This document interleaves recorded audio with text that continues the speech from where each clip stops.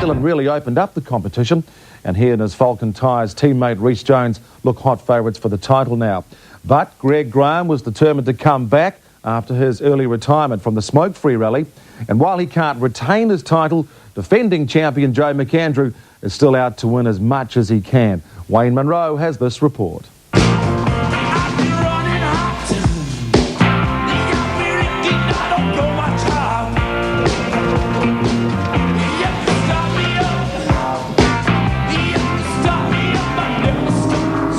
In the midst of the best New Zealand Rally Championship in years? Ain't no doubt about it. Heading into the last two rounds of the Three Sports Street Skills title fight, there's no fewer than 4 hot contenders, plus one maybe. And going into round 6, Rally Auckland, needless to say, each one is a man with a plan. This is narrow points leader Rhys Jones. When you deduct their worst performances, we're only 1 point apart, I think, between the first 3. So it's basically the same as the start of the year. It's all going head straight into it. What's your wish for this one? Oh, a win would be nice, wouldn't it? Yeah. No, we learned a lot in the international. Didn't quite go our way, but no, we're keen to get stuck in and give it heaps from the start. Second placed, Palmerston North Pulsar pilot Jeff Argyle, top point scorer on the smoke-free rally of NZ, is looking for more of the same. Yeah, just continue on and try and push for up to at least behind Joe. That's what we're aiming for. And, you know, if we're going real strong, then we'll try and have a go at Joe too. Third, but looking unlikely to hold on to the place, is Aucklander Andrew Grant. Wondering why the negative approach? Simple, he's short of a car right now. My car was sold basically due to lack of finance, so yeah, we had to get rid of that one. You did a lease deal for Rally New Zealand? Yeah, the deal with Rally New Zealand was quite a good deal through Rally Up. Basically, I just had to put the car back into the condition I started with. Unfortunately, I did a bit of damage to it. Obviously, rallying is very expensive, and at the moment I'm a little bit short of tin. Yeah. We're running a Group A car today, Jason Gardner's car, so we're probably going to share the drive. We'll just see how things go. We'll try and get up there and get some good national points and get a good finish for Jason. Retirement on the smoke-free rally of New Zealand has left one-time points leader Greg Graham 4th, but for sure close enough to still become champ. Well, I don't want to say I'm going to win, because if I don't, it'll look silly. But no, obviously I want to do really well.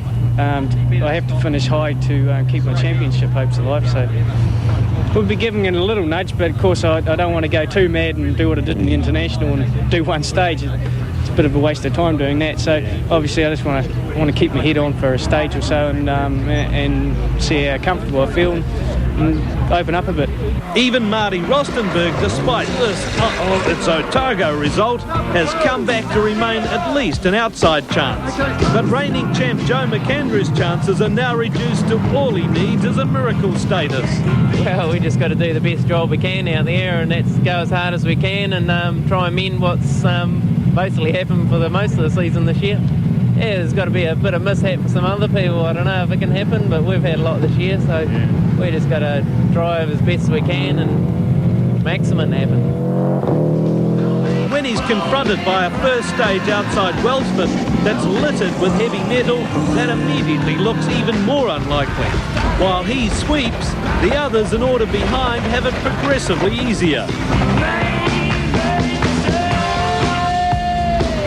So it's no big surprise when Argyle, running 6th on the road, comes out fastest in his Group A Nissan. Rostenberg 9th continues the trend. He's second quickest. But it's North Island Street Skills Scholarship winner Stumpy Holmes who really rocks him, charging along 17th on the road in his legacy. He's only 3 seconds slower than Argyle, ahead of Jones. A born-again Ross Meekings, meaning he's back to his wildest best. Ahead of top half series leader Greg Todd and his Nissan. Greg Graham. And the rather frustrated Mac Attack. But if McAndrew thinks he's got problems, he should check out Grant's situation. His forlorn hope of series points here are pretty well gone, as this view from Argyle's car shows. Mark Leonard's remote chance of getting back near the top also stutter out of existence with a blown turbo hose. Up by Mungaturoto, McAndrew's more at home, and the legacy is easily quickest, improving to second, just 1 second behind Argyle.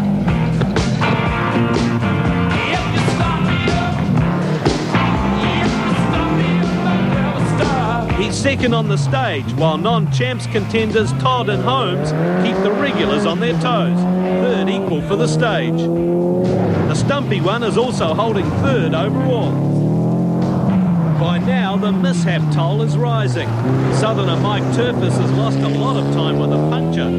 Aucklander Steve Cox has lost time in his Lancer, and Meekings has been for an unintentional spin as well. But Vanessa outdoes the lot of them, arriving at the end of stage 2 having tipped her Castrol Subaru on its lid. Stage 2, I just got a bit wide on one of the right-hand corners that went straight into a left-hander, and probably should have let it spin right round. We've only have caught the rear end, but in trying to sort of catch it, just overcorrected slightly and nosed into the bank and flipped it over. So far, so hectic. And things don't get much easier for Rostenberg at the end of the next test near Matakoi. You got I can't compete.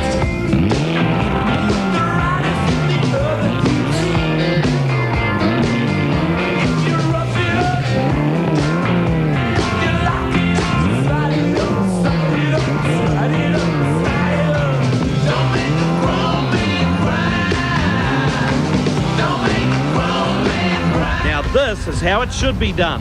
McAndrew appears picture perfect through here. But it's Argyle who comes back to lay claim to make it 2 stage wins out of 3 so far. 6 seconds quicker than McAndrew. Holmes and Jones are third equal to hold down 3rd and 4th overall.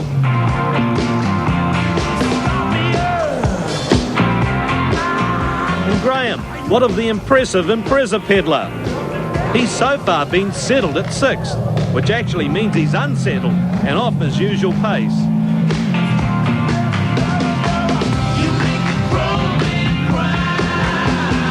The seesawing fight up front continues. McAndrew winning stage 4 to peg back the Nissan's lead from 7 seconds to 4. Jones comes back up to 3rd at Holmes' expense. Graham, Todd and Rostenberg, in that order, have got a competitive thing going, with just 7 seconds between them.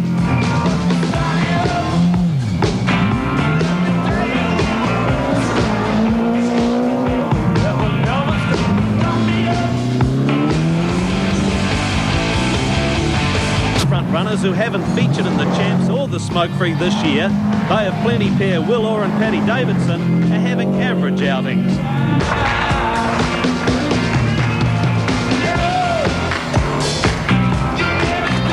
McAndrew's day turns a lot worse than that though on stage 5 with a sequence that starts with a spin.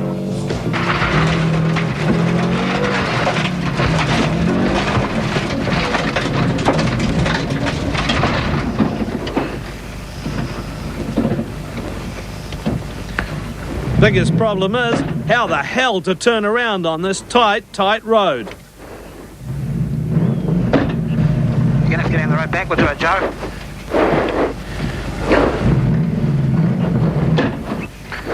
Hold my handbrake on, Bob, to control it.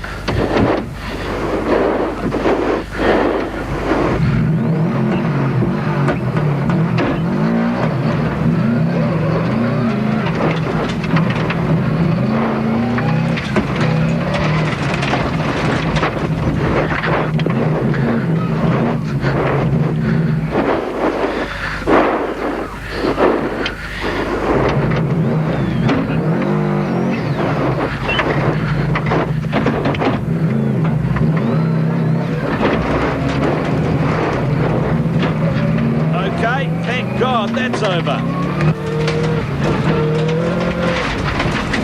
Oh no, another turnaround. And this time it's even tighter.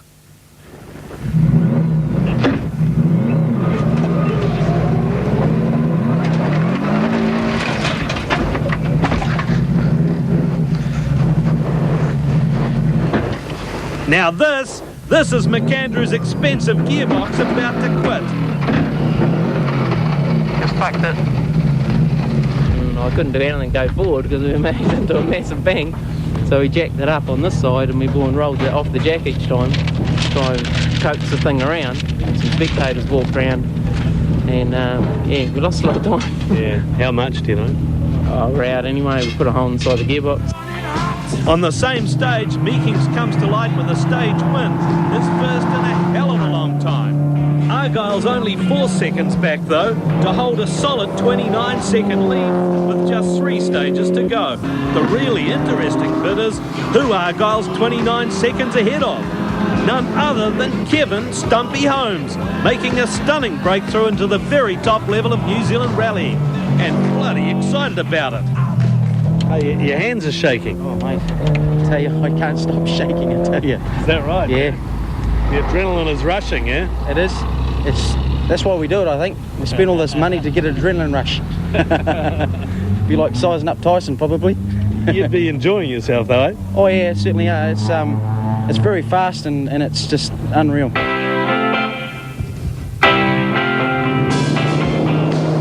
Jones is just 8 seconds behind him, and Greg Graham tails the Mitsubishi Master by another 14 seconds, with Rostenberg just 5 seconds behind him. And then there's Todd and Palmerston North talent Ross Thurston and his VR4. All of these people within little more than a minute of each other. Joe's no-show for stage 6 though means Argyle has the pressure suddenly lifted. Sensibly, he eases up, settles for third quickest time, giving up 7 seconds of his lead to Jones. The Group N champ shares fastest time honours with a back on the pace Rostenberg.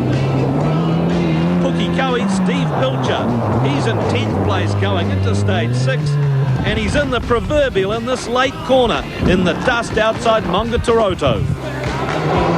He's not the only one to come to grief on the same corner. This is the pacey but problem-stricken Jason Gardner. And the same spot provides an insight into why this guy, Robert van Giesbergen, Cheeseburger to all its sundry, brings delighted smiles to faces all along the rally route. Rostenberg goes into stage 7 with just 7 seconds and a certain Stumpy between him and third place. And just 19 seconds for second place Jones. This spells the end of that.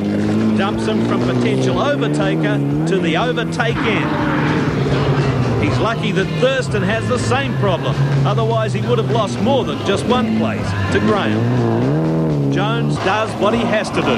He's fastest by 3 seconds on Holmes and Meekings. Argyle settles for third equal with Nissan twin Todd. Now Argyle can really cruise on the fast run down to Puhoi in the dark. He's got a 25-second buffer. And even Jones' never say die attitude isn't enough. He's fastest and takes another 5 seconds off the gap. But Argyle posts his second straight New Zealand champs win, already clinching the Group A title. Yeah, we always knew we could run at the pace if we could get the car up and running properly and myself up and into the groove. Yeah. So what is it? Is it the car? You said it's a bit of both. Half and half probably. The car is so much more predictable and I just grew in confidence after the international, just followed on from that. Second place Rhys Jones seems happy enough. Yeah, obviously Jeff drove really well on the rally. He was going like a rocket. I think the situation is I think Jeff might have a couple of points on us going into Hamilton, so it'll all be down to the last round. Right. Group N, it shows we've got a bit of a gap, but it's still going to be all on the last round as well. So yeah, it was a tough day today for sure. Holmes finishes a standout third.